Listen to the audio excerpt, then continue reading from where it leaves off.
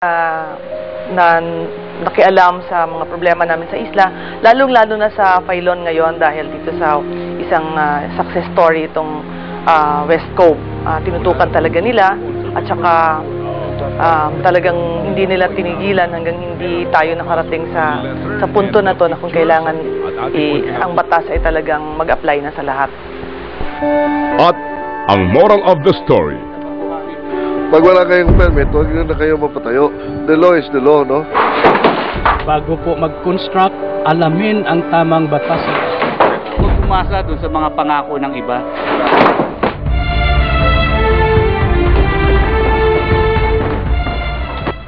ang tangi matitira sa West Cove Resort ni Ginoong Crisostomo Aquino ay 30% na lamang. Ang bahaging ito, sigurado, gigibain rin. Sabi ni Ginoong Aquino, siya po daw ay namuhunan ng milyong-milyong piso sa konstruksyon ng kanyang resort.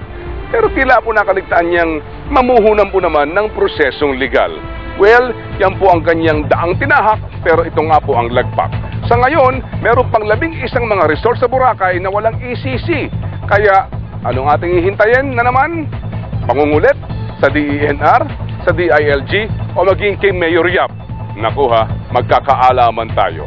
Yan po ang issue na papanahon, ating pong hinimay, ipanaliwanag, para madali pong maintindihan ng lahat. We break it down, we simplify. You know what I'm saying? Dahil ang mga isyong ito, tayong lahat po, ay laging may pakialam. Failon ngayon, solusyon at aksyon ngayon.